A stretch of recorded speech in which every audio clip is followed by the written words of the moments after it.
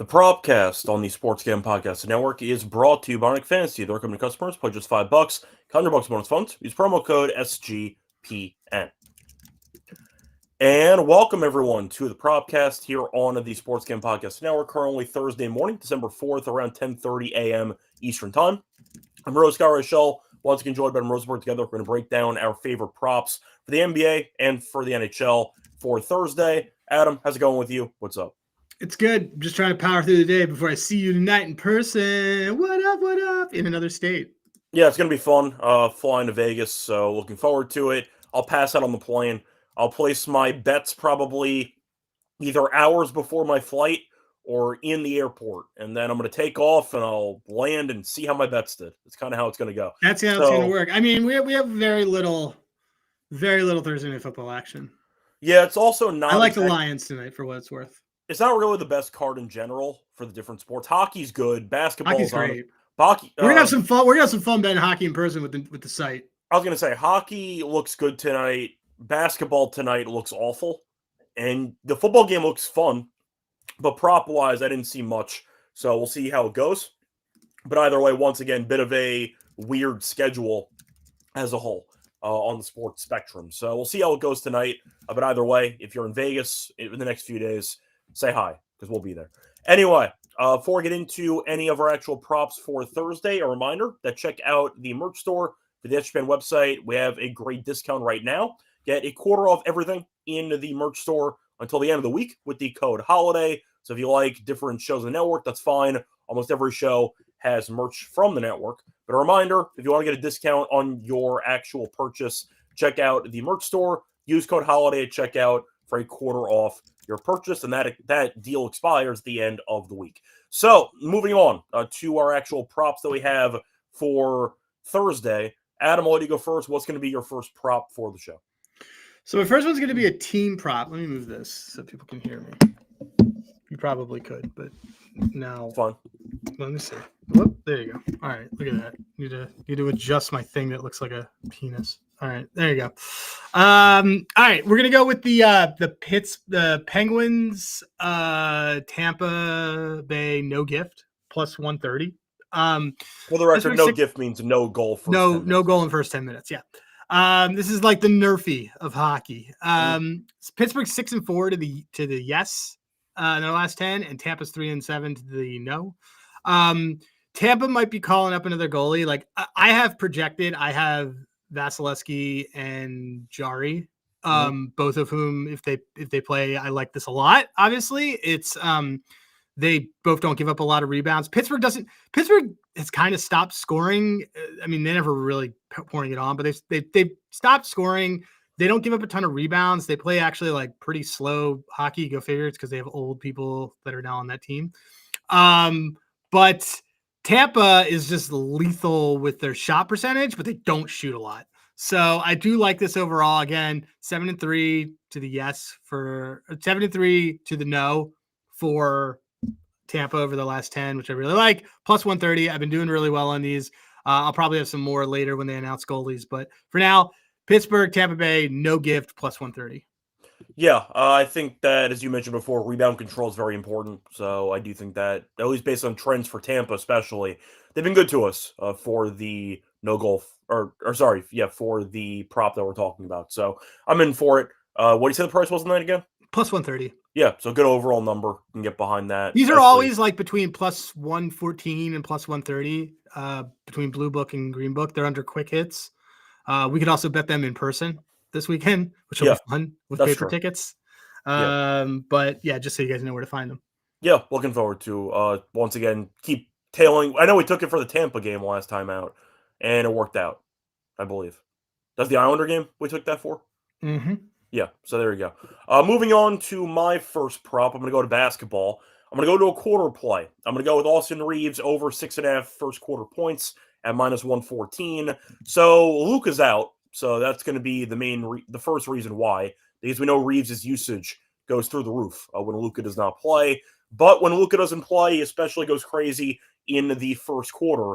6 straight games with 7+ first quarter points when Luka's out of the lineup. So I do expect him to jack up some shots early in this game. Plus, he's been good on the road. He has scored at least 7 first-quarter points in 5 of his last 8 road games. That was with Luka playing. So once again, been good on the road. You have more usage expected with Luka being out. So give me Reeves to score at least 7 in the first quarter at minus 114.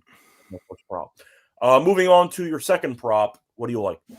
All right, so we are going to go to the Rangers-Senators game, and I expect Linus Ullmark to be starting for the Senators. I don't know if it's confirmed, but it doesn't really matter. Senators have actually been really solid defensively.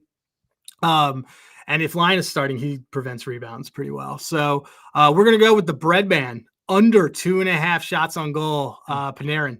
Under 4 and 5, under 4 of 5, under an 8 of 10. He's actually not getting off a lot of shots. His minutes are going down. Him or JT Miller, by the way, if you're trying to do both of an under, like JT Miller has been having the same. It looks like he has a possible injury too, but Panarin's just hasn't hit this. So Miller was at what? Wasn't Miller at like 1.5 and Panarin's at 2.5? Though? Yeah. But I think Miller's hurt. But either way, Panarin 2.5. We're gonna go with that. I'm sure it was probably one on the short list for you too, because I know one of your plays was one that was on mine. Yeah, but what do you say the price was again for 2.5? Minus 104. Yeah, I do want to ask you though. Just mentioning the Rangers in particular for a second. Any thoughts on their season so far? Of course, they've been a bit underwhelming. They won a home game for the most part, but then again, you're looking at the standings, and right now the Rangers, they aren't totally out of it, but they're not good. They're 1 point back. They're not. No teams out of it. That's what I'm saying. Like right now, all the Not teams in the Metro are separated by 7 points or fewer. Yeah, like the Flyers are 2 points back from being the second best record in the East. Like it's points wise, it's kind of nuts. Yeah, I mean the Atlantic, Florida's in last place. They're 9 points back, but the Metro, it feels like every team is still technically within striking distance. So I'm going to ask you, as of right now, the Islanders are currently 1 point ahead of the Rangers with a game in hand. But I'll ask you, which New York team do you like their chances of making the postseason more? Is it the Islanders or the Rangers right now? Rangers. Okay, and what's the logic? Just more skill? Rangers are in a window. Isles are not. Isles can be like, hey, like a lot of teams do this. The Flyers do this too. Isles are firmly in a rebuild and could say, hey, like we're gonna get rid of like Horvat, or we're gonna get rid of like Barzal or some guys and like do whatever we want to do and continue to move forward. Like we're like if the Isles decide that they're all in on Gavin, to trying to get Gavin next, like in the draft next year, then the Rangers can't really afford to do that. With just how their team is structured, how they're like they have the Rangers have to at least make the playoffs. They can't just tank it out. So, but the Isles have a lot more luxury in that sense. So, I don't think that like they're worse or better. Like I also think that the Rangers are gonna get their act together. They've been impossibly unlucky from a shot perspective in the first quarter of the season, but yeah, I would take. I think we have some look, we have Isles to make the playoffs, and that stuff's fun. It's just that they're going to get to a point where the Isles are also going to be like, look, we're not like one player away from winning all this, and like we are in a really good position to have a lot of draft capital. So yeah. Well, I mean, touch upon what you just said. The Rangers have always been an aggressive trade deadline team. They got Miller last year, so you could argue that once again you're looking at a potential trade working in the wings in the next couple of months. The Islanders might be a bit more passive because they're overachieving right now. The team is still relatively young, and they can build for the future. So I don't see the Islanders really buying at the deadline. Then again, I do want to point out, I think I would pick the Rangers in general because the Islanders also have a bunch of injuries right now. Palmieri's out for the season. Palmieri's out for the season. That's a huge injury. I mean, he destroyed his ACL, which is unfortunate. Yeah. Not to mention the fact that Rantanen ended up killing Romanov, and Romanov's going to be out for a couple months as well. The Islanders were... Rantanen's been murdering people, by the way. I know. He killed somebody like a couple days later. A couple days ago, too. The point is that the Islanders, I have been impressed by how they've been playing. I like the goaltender tandem with Sorokin and with Rittich. They beat Tampa. Snapped Tampa's win streak. Like, Islanders have been good, but losing Palmieri and losing Romanov, I think, are just massive losses. The Islanders have been using, like, Boqvist a bit more defensively because they have to promote somebody to take Romanov's place. It's not exactly the best of They don't have a circumstances ton right of now. depth, and they have the ability right now to be like, well, look, we'll get rid of some of these guys and get like they don't have to do like Schaefer's also went from hot to like very, very good. I don't think he should be minus 300 for Calder, but I mean, I think it's him or Wallstead at this point, but it's just early. It's early. I would say Wallstead. Wallstead completely righted the ship on that Wild team. That Wild team is if Colorado doesn't exist, that Wild team is the second best team. I mean, we talked about the Vezina a couple weeks ago, and I did mention I don't think it's going to happen, but the fact that Wallstead's in conversation based on stats. Yeah, but that's also. I'm not saying he's going to win the Vezina, but I'm saying it's also it's a little reactionary. Like I completely agree. My point is, if your stats are good enough to actually warrant Vezina consideration, you should be live to win the Calder. That's my point. Oh yeah. I meant for the Vezina. Yeah, no, I don't think he's going to win the Vezina, but I'm saying if his stats are oh, absolutely. Also whatever. think about it from a standpoint that like it's a lot easier for a goalie. It's like pitchers in MLB. It's a lot easier for a goalie to win a Calder because it's like the residual benefit of what you did well is seen in his record and standing. You and I talked about this in the first couple of games. Like Minnesota looked awful. Yeah. Like that power play, like the power play was nasty, but nothing else. They are literally them in Dallas. Like if Colorado wasn't beating every single team to a degree that no one could fathom, people would notice that Minnesota Wild and the Dallas Stars, like the Central's hot, dude. Central's hot. Then again, as you said before, Colorado looks like a world beater anyway. Colorado looks totally like a world beater. They're also getting all their production from one line is something I caution on everybody. But like Wilder's so good that Boley is now being pushed in like as a big time part of Team USA. He was the last guy added to the roster last year. Yeah. So and like Kaprizov's doing Kaprizov things, but I completely agree with you to this whole point. I would say it's probably like we don't know. Like Dimitrov could have a run, and if the Habs get hot, and you mean Demonov? Demonov, sorry, yeah. Demonov has a run that could happen. It's a lot harder. I think the path for Wallstead's a little easier. I think that Schaefer's is going to come and go. Like if the Isles have 80 points and miss the playoffs, I think it has to go to Schaefer. I mean, look, I think Schaefer's in a good spot based on the actual publicity surrounding him. Yeah. And the fact that he's also incredible. But I do want to point out, I'm going to disagree with you a little bit. I don't see the Islanders really selling at the deadline. I think they might just try to build off this year, go from there, maybe make a move in the offseason.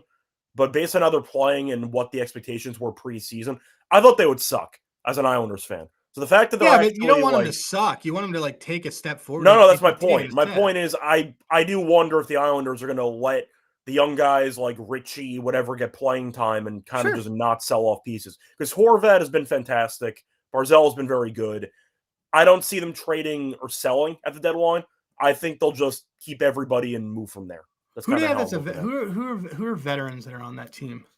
Well, I mean, it depends on what exactly you're in the market for. Because you're looking at, I mean, do you count Rittich as being available? Because you could probably flip him because he's been very good. Yeah, but you don't want to do that.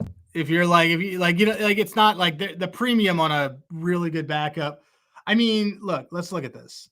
So, I mean, you're not going to be able to trade Palmieri now, probably off the ACL injury.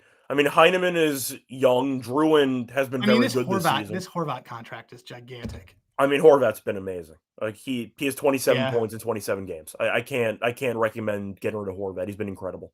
I can't. So, I mean, Anders Lee is the captain of the team. Oh, didn't Peugeot get hurt too? I was going to say, Peugeot could be the guy that in theory you could flip, but the Islanders roster is mainly young, at least the main contributors so far. So I don't really see them selling off guys. Yeah, I guess I'd agree on that. Unless you wanted to trade like Pellick or some of the other defensemen you can maybe get a pick from or something. But Pellick's I mean, like, I guess my point is that they don't have to sell. They don't have to be. You can stand pat and not be a buyer and also not be a seller. Like they are making progress in their rebuild because the guy who they picked number 1 last year is awesome. And I think they finally got it right coaching wise. Oh yeah. Once again, like the Islanders look very good based on preseason expectations, but based on who's actually like their, who's someone I could see them moving? Declare D'Angelo. Oh, D'Angelo. Fuck that guy. You get any pick from D'Angelo. You get D'Angelo. But, Duclair seems to find himself. He's a really good playoff performer. I mean, he's been pretty okay this season. My concern is the contract. He is a bit overpaid. So I He's don't way really overpaid. know. That's my point. Yeah. So I don't know if people would be jumping to get him. That's kind of my counterpoint there. But either way, once again, it's a small hit this year. okay. Either way, Small once hit. again, It's a 3.5 this year. It's actually 3.5. It's a 3.5 every year. It's actually solid. It's actually a pretty movable deal. either way, point is the Islanders have a lot of young guys And contributing. just his playoff kind of thing. Like he's been able to slide in a lot, like on that Panthers run. Yeah. Like We'll see how it goes, but that would be a guy the Islanders could move, but I don't see them moving any of the young guys, for example. So it would only be the veterans around the edges. If I was gonna sort, because I'm sorting it by age. Decent amount of young guys on the team. That's kind of my point. Like Zizekas has been an Islander for an eternity. I don't see them trading. Yeah, I mean, him. First of all, like DeAngelo stands out, obviously, like just like you said. Of course. I mean, DeAngelo. So the guys who stand out to me are DeAngelo and Duclair. Yeah, that's how I feel. Yeah, same way. But the Rangers are going to be aggressive because they know they need to go for stuff and whatever. So there we go. Before we get into my second prop for the show, a reminder, they're brought to you by our sponsor, which is Kalshi. So Kalshi is a real money prediction market, legal in all 50 states. In all 50 states, you can trade tons of markets in sports, including NFL, college football, college basketball, NBA, NHL, and more. Plus, you can even trade props like first touchdowns. Besides sports, they have a ton of other options and markets for politics, entertainment, even the weather. If you want to gamble on the Vegas weather, we can do that while we are there. But either way, a point is a reminder. You can trade anything. And if you are trading on Kalshi, you could get a great deal when you sign up. New customers get $20 when you use the promo code SGPN. That's Kalshi, Kalshi, promo code SGPN, Kalshi, promo code SGPN. We're also brought to you by Underdog Fantasy. So if you want to check out pick'em entries, chance to win 5,000 times your entry. And a reminder, you can also check out the new offer we have for new customers. Play just $5, $100 bonus funds. Use promo code SGPN. Welcome back, everyone, to the Propcast. Finished going through our first called props for the show. Time to move on into my second prop for the show. Going to the Islanders, actually, right on cue. Going to mention Heineman. I'm going to go with his under 1.5 shots at minus 117. We said before, Colorado has been a figurative and literal avalanche for the entire league because they've been destroying everybody. And the Islanders, I think, should struggle to actually get a bunch of shots because Colorado is really, really good at preventing shots. The Avalanche are allowing the 7-2 shots per game in the league. They are a freight train, and I do think the Islanders are going to struggle and maybe have to pack it in defensively, which can result in less shots for them. But Heineman has recorded less than 2 shots in 8 of his last 10, and he's attempted less than 4 shots in 6 of his last 9. He's been good for the Islanders, but the volume has not been great recently, and Colorado has just been swarming. I see Colorado controlling possession a decent amount of the time in the Islander zone, and I do think you'll see a lack of shot attempts for Heineman in this game. Give me Heineman under 1.5 shots at minus 117. Let's do it. There you go. Moving on to your third prop for Thursday. What do you like? All right, we are going to go. So a team that has been a lot better. We talk about them sometimes. Is Calgary Flames been pretty solid. They were terrible early, but they figured it out. Terrible early. That's the thing about hockey, man. Is that first of all, everything changes. Everyone's going to change 2 times. It's going to change after that stupid holiday break. Yep. Don't get why they do that. And it's going to change after that dumb Olympic break. Because it's like restarts on the season for a lot of folks. So anyway, all right. So we are going to go to that aforementioned Minnesota game. Minnesota, while they like to fire, they give up a lot of shots. So we're going to go with Matt Coronado over 2.5 shots on goal. I have Gustafsson as the projected starter, not Wallstead. He's given up. Gustafsson's given up 10 rebounded shots on goal in the last 3 games, which is pretty high. He's faced 88 shots, which is a lot of shots. Coronado's over this at 7 of 10, 4 straight versus the Wild. He's averaging 4.2 shots a game in his last 4. He's on the top line. He's on the power play. Give me Matt Coronado plus money to get 3 shots on goal. Yeah, I can get behind that. I mean, we said before Minnesota does allow a decent amount of shots for a team that's really good. Yeah, I was close to Huberno, but Huberno just kind of he's perfectly happy facilitating, and Coronado is like, I want to fire. Yeah, I still miss Huberto in those Florida power plays, but I think Yeah. they would take the 2 cups with Kachuk instead. So there you go. But What do you think? either way, So, I mean, yeah, I guess that Florida won that deal. yeah, no shit. They I won guess 2 like there's cups. no. Is there anything provocative we could say about that deal? I mean, I mean, Calgary's a poverty franchise. I Conroy's a will be terrible totally GM. honest. At the time, I thought it was a pretty decent deal for Calgary because I didn't I did know too. how good Well, Kachuk and was. Kachuk won it out of there. Well, that was my point. Is that Kachuk wanted out. I know he had a bit of a mean streak to him with the penalties, whatever.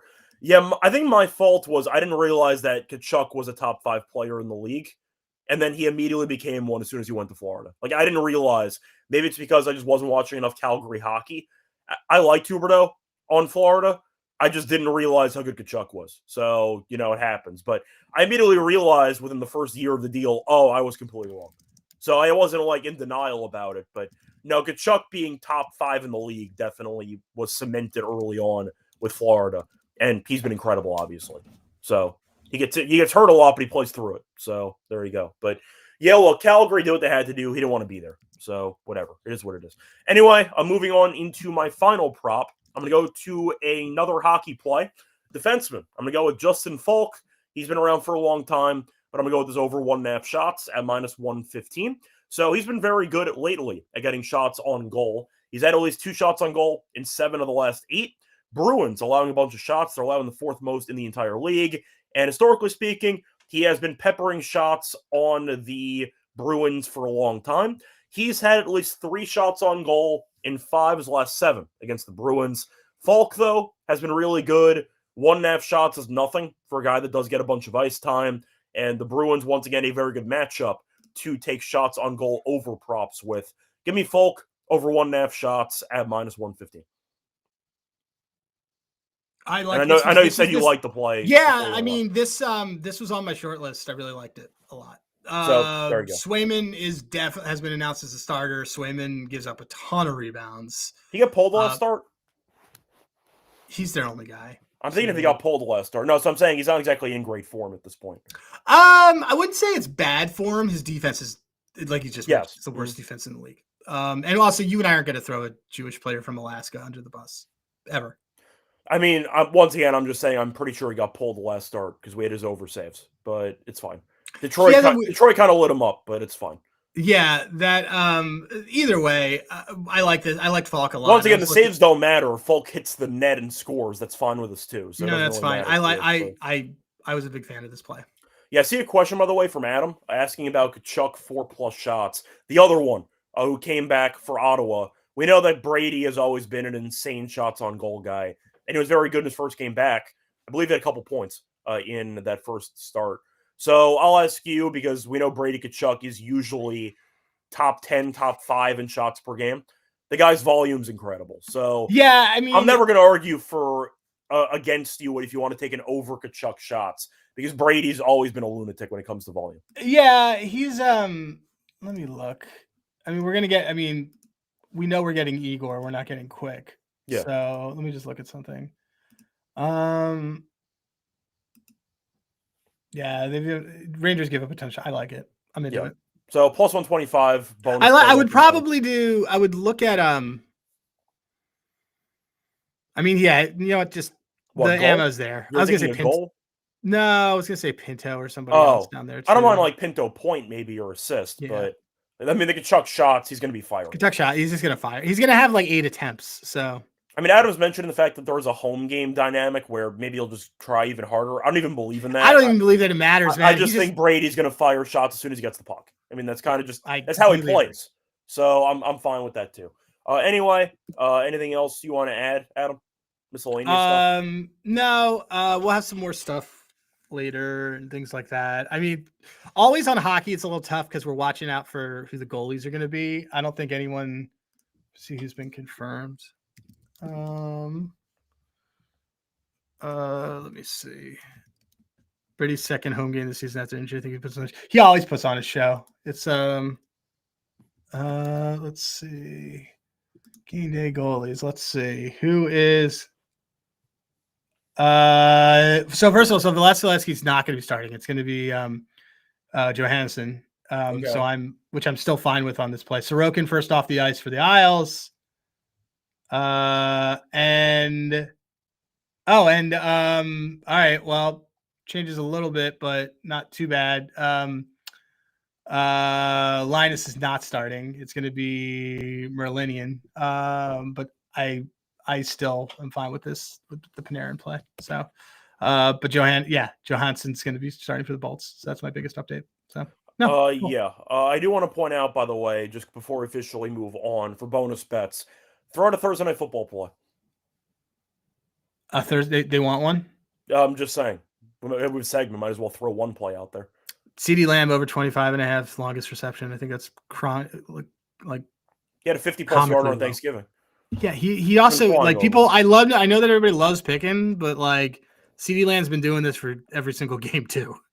Yeah, and we know the Lions' pass defense has been terrible. It's also it's like 6 yards shorter than Pickens. The fact is, it's a lot shorter than Pickens. Lamb's still been going over. The Lions' defense got torched by Jameis Winston and by Jordan Love in back-to-back weeks. This pass defense has been awful. So I'm a fan of it too. So there you go. Anyway, time to move on into our best bets. Before we get into that, though, a reminder, they're brought to you by our sponsor, Novig. So the number one prediction market for sports in America, to get some great prices by looking at Novig compared to sportsbooks. Available in 30 plus states. Download the app when you do so. Get a nice deal with us. Get $50 and spend just $5 if use our code SGPN. An extra Novig. Promo code SGPN. We're also brought to you by Rhythm. They're crushing it this NFL season, especially on props. So recommend checking out their props in addition to the actual models you can build for totals and sides. College basketball has also been very good. Rhythm has predictions for every game, every single night. So it pairs nicely with the college experience shows with Mac, Kobe, and Noah every game. So you're prepared for college basketball, no matter how obscure the teams actually are. Super easy to sign up for. So check out the actual predictions off the house model. You can build your own model. Very easy to do. But a reminder for the actual platform and for this show, we give out a play from Rhythm every single episode. Adam, what is the Rhythm play of the day? You could pick the sport. Surprise me. So, looking at their prop. Let's look at one of their NFL. They've been really hot on NFL. So they just launched Elite. They just launched Elite Smart Signal Edges. Oops, I had it set to Monday's game. All right, let's go with something for tonight, Thursday.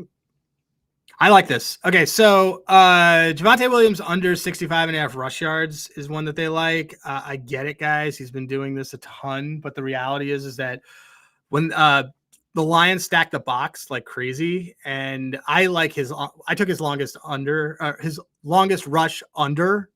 But I like this. I think there's a ton of value on it. Plus that total's high, which doesn't really. Well, you could argue that the Lions defense right now is a pass funnel anyway. Right. So yeah. So anyway, but I agree with that. Cool. So once again, we're gonna fade Williams. We're gonna fade Javonte. What do you say the number was for that? 65.5. So really, the rhythm play is Javonte Williams under 65.5 rush yards minus 112. Cool, but a reminder, if you want to check out, you can use the nice discount code that we have with Rhythm. The app, you get a quarter off first month. Down Rhythm, using promo code SGPN25 for a quarter off your first month. Welcome back, everyone, to the Propcast. Finished going through our props for Thursday. Time to move on into the lock and dog, or the best bets for the show. Adam, what is going to be your best bet for the show? I still like this Panarin under 2.5. There you go. Shots on goal. So okay. My best bet is going to be on Falk. I think the over 1.5 shots minus 117 or minus 115. I mean, he's been so good against Boston. He's been so good lately, and Boston has allowed a bunch of shots. It's 1.5, so good enough for me. Give me Falk over 1.5 shots at minus 115 as my best bet. Moving on to underdog. Do you want to recycle the rhythm play? Yeah, let's do that. Let's do let's see. So, we got a good number on it too. 66. Oh no, it's lower. Oh no, yeah, we got 66.5 on underdog. Okay, let's do that, and then let's do the Falk. I really like that Falk play. Okay, so we'll run that back too. And then let's do. You want to do Kachuk? We're on the Adam play. Yeah, why not? Cool. We'll do Kachuk shots. That's Brady Kachuk, by the way. Yeah, I know. No, I was letting the audience know. Well, Matthew's still dead, so it's Brady. Matthew's still dead. Okay. 6.42 boosted it to 8.56. There you go. Brady Kachuk, higher 3.5 shots on goal. Justin Falk, higher 1.5 shots on goal. Javonte Williams, lower 66.5 rush yards. That's a rhythm play that we have in there. And I'm going to add this. $50 gets us, well, with our boost, $429 allegedly. Cool. There you go. Anyway, for officially on the show, Adam, can you just recap your 3 plays one more time? Yeah, I'm just adding this. I'm sending this to you, and then I'm adding to the list of things you owe me money for. Not a good night last night, but I mean, I'm not going to pay you, so it's fine. You know, it's all good. I almost said it on air too. So let me get this. What date is it? Today's 12. Today's 12/4. Yeah, 12/4. Okay, my 3 are Panarin under 2.5 shots on goal, Coronado over 2.5 shots on goal, and Pittsburgh Tampa Bay no goal in the first 10 minutes. And my 3 plays are going to be Austin Reeves over 6.5 first quarter points, -114. Go with Heineman on the Islanders under 1.5 shots at -117, and Falk over 1.5 shots on goal at -115. Anyway, we'll back once again tomorrow with the upcoming NFL coverage. A reminder, going to be different backgrounds. We're going to be recording in the hotel room, but either way, a point is check out the episode tomorrow. Time TBD, because of course we have a time difference there with the time zones. But there will be an episode tomorrow for the Propcast. Till next time.